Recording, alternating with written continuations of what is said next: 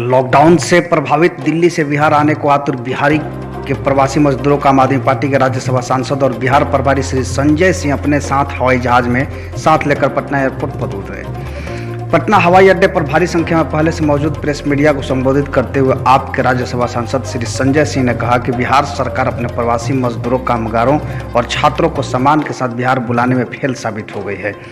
मैंने अपने सांसद कोटे में पूरे 1 साल के लिए मिलने वाली कुल 34 मुफ्त हवाई जहाज यात्रा के टिकटों का इस्तेमाल वैसे बिहारियों के लिए किया है जो दिल्ली में फंसे थे और विभिन्न कारणों वश जल्दी से अपने गांव वापस आना चाह रहे थे। उन्होंने कहा कि केंद्र और बिहार की गलत नीतियों के शिकार हजारों बिहारी प्रवासी मजदूरों को आम आदमी पार्टी की ओर से हम लोगों ने 50 बसों और ट्रेनों के माध्यम से अपने खर्चे पर बिहार भिजवाने का काम किया है। महामारी का भय सामान्य होते हैं, सभी मजदूर दिल्ली वापस आ जाएंगे। अभी ये हाल अपने घर वालों से मिलने को व्याकुल हो रहे थे। विमान से पटना हवाई अड्डे पर राज्यसभा सांसद संजय सिंह और प्रवासी मजदूर परिवार का स्वागत आम आदमी पार्टी के बिहार प्रदेश अध्यक्ष सुशील सिंह, प्रदेश उपाध्यक्ष मनोज कुमार अंगेज सिंह, संगठन मंत्री राहुल कुमार सिंह, प्रदेश मीडिया कोऑर्डिनेटर मृणाल कुमार राज, श्रमिक संघ के राष्ट्रीय उपाध्यक्ष रागिनी लता सिंह, प्रदेश महिला शक्ति अध्यक्ष उमा दाफ्तुआर, प्रदेश प्रवक्ता बबलू कुमार प्रकाश आदि दर्जनों नेताओं ने किया। बिहार प्रदेश के मुख्य प्रवक्ता अमर यादव ने कहा है कि बिहार में अगर आम आदमी पार्टी का मुख्यमंत्री होता तो हम सभी फंसे बिहार प्रवासियों को सम्मान के साथ हवाई जहाज या अन्य उपलब्ध संसाधनों से समय रहते बिहार बुला लेते। संजय जी अरे रुकिए ना, संजय जी आज दिल्ली से पटना तमाम प्रवासी मजदूर साथियों के साथ मैं पहुंचा हूं और इसमें जो सांसदों को 34 फ्लाइट साल भर में मिलती है उसका उपयोग मैंने किया है।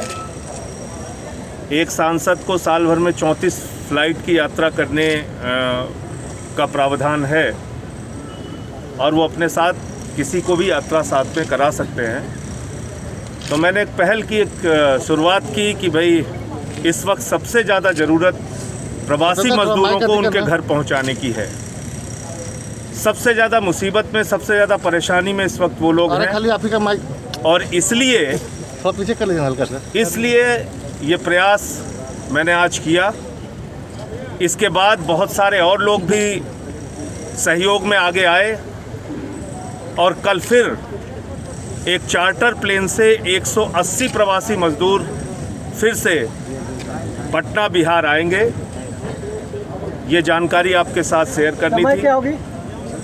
शाम की फ़्लाइट है उनकी दिल्ली से, तो मेरे ख्याल से 8 बजे के आसपास यहाँ पहुँच जाएगी। लेकिन इन सब के बीच मैं ये ज़रूर कहना चाहूँगा कि प्रवासी मज़दूरों को उत्तर प्रदेश, बिहार, झारखंड या अन्य राज्यों के मज़दूरों को जिस तरह की कठिनाई का सामना इस लॉकडाउन के दौरान करना पड़ा, वो बहुत ही हृदय विदारक है, पीड़ादायक है और कहीं ना कहीं सरकार और सत्ता की संवेदनहीनता को दर्शाता है। हम नहीं भूल पा रहे हैं मुजफ्फरपुर स्टेशन का वो दृश्य जहाँ पे एक माँ स्टेशन पे उसकी जान जा चुकी थी और उसका बच्चा अपनी माँ की बेजान जिंदगी के उसके सर के ऊपर से चादर हटा रहा था। हम नहीं भूल सकते कि 80 लोगों की जान श्रमिक ट्रेनों में चली गई। हम नहीं भूल सकते कि 40 ट्रेनें रास्ता भटक गईं। हिंदुस्तान के रेलवे के इतिहास में कभी ऐसा नहीं हुआ। तो मुझे तो ऐसा लगता है कि जैसे समाज के गरीब तबके के लोगों को, प्रवासी मजदूरों को सत्ता प्रतिष्ठान के द्वारा एक सबक सिखाने की कोशिश की गई पूरे देश में, और ऐसा नहीं होना चाहिए था। इनको भी अच्छी ज़िंदगी जीने का हक है। रेल की पटरियों पे प्रवासी मजदूर की जान गई, औरैया में 24 मजदूरों की जान गई, सागर में 6 मजदूरों की जान गई, मुजफ्फरनगर में 5 मजदूरों की जान गई। चलते चलते मजदूर मर गया, पाँव के छाले पड़ गए उसके। 13 साल की बच्ची अपने पिता को 1300 किलोमीटर साइकिल से लेके आती है। और सबसे ज़्यादा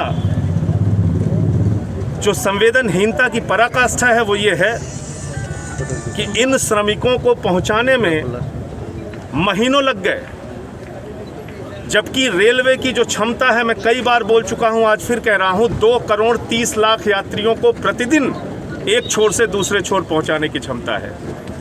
लेकिन दुर्भाग्य से ये नहीं किया गया। महीनों तक इनको दौड़ाया गया, महीनों तक इनको चक्कर लगवाए गए। 110 ट्रेन प्रतिदिन के एवरेज से रेलवे ने, केंद्र सरकार ने चलाया 110 ट्रेन, जबकि उसके पास 19,000 ट्रेन चलाने की क्षमता है। और दलील क्या दी गई? 2 दिन की जगह 9 दिन में ट्रेन पहुंच रही है, पटना की जगह पुरलिया पहुंच जा रही है, गाजियाबाद की जगह, बस्ती की जगह गाजियाबाद पहुंच जा रही है, गोरखपुर की जगह उड़ीसा पहुंच जा रही है। और कहा जा रहा है रेलवे ट्रैक बिजी है। जब 19,000 ट्रेनें चलती हैं तो रेलवे ट्रैक बिजी नहीं होता। जब 110 ट्रेनें चल रही हैं हिंदुस्तान की रेलवे ट्रैक पे, तो रेलवे का ट्रैक बिजी है। ये तर्क किसको समझ में आएगा? इसका मतलब कहीं ना कहीं सरकार की ये मंशा जाहिर होती है कि ठीक है, तुम लोगों ने अगर ज़्यादा आवाज़ उठाई है तो तुमको सबक सिखाएंगे। संजय जी आज आपको क्यों जरूरत महसूस? जी मम्मी है मेरी। मैं पूजा गुप्ता, मैं यहाँ बिहार की रहने वाली हूँ। मैं दिल्ली में फंसी थी, मैं वहाँ पढ़ने के लिए गई थी, बट मैं वहाँ मेरा वो लॉकडाउन के चलते एडमिशन नहीं हो, मतलब क्लासेस नहीं चल रही है, इसकी वजह से मेरी एडमिशन नहीं हो पाई। इसकी वजह से मैं फिर यहाँ आ गई। मैं काम करता था, लॉकडाउन की वजह से मैं काफ़ी वहाँ पे परेशान हो गया था, काम धंधा बंद हो गया था। कुछ दिन हमने चलाया, खाना पीना जैसे भी है चलाया, लेकिन अब क्या है, वहाँ पे हमारा जॉब चला गया, कंपनी बंद हो गई, तो हमें घर आना पड़ा है मजबूरी में। तो हमने बबलू सर से संपर्क किया, तो सर ने संजय सिंह सर का नंबर दिया और मैंने संपर्क किया आम आदमी पार्टी के सांसद सर से, तो मुझे यहाँ तक आने में सुविधा मिला। तो बिहार में चुनाव आने वाले सब किसी भी सरकार देखने को पसंद नहीं। सर बिहार में बहुत सारे है नेता, तो हम चाहते हैं कि आम आदमी भी यहाँ पे एक मजबूत नींव डाले और हम लोग पूरा सपोर्ट करेंगे सर। के सहयोग से 42 बस के माध्यम से बिहार, उत्तर प्रदेश, मध्य प्रदेश भी प्रवासी मजदूरों को मैंने भेजा है। और लंबे समय से जिस दिन लॉकडाउन लगा है उस दिन से लगातार मैं यूपी, बिहार, झारखंड के जो हमारे प्रवासी मजदूर हैं अन्य राज्यों के, उनके बीच में रह के लगातार काम कर रहा हूं।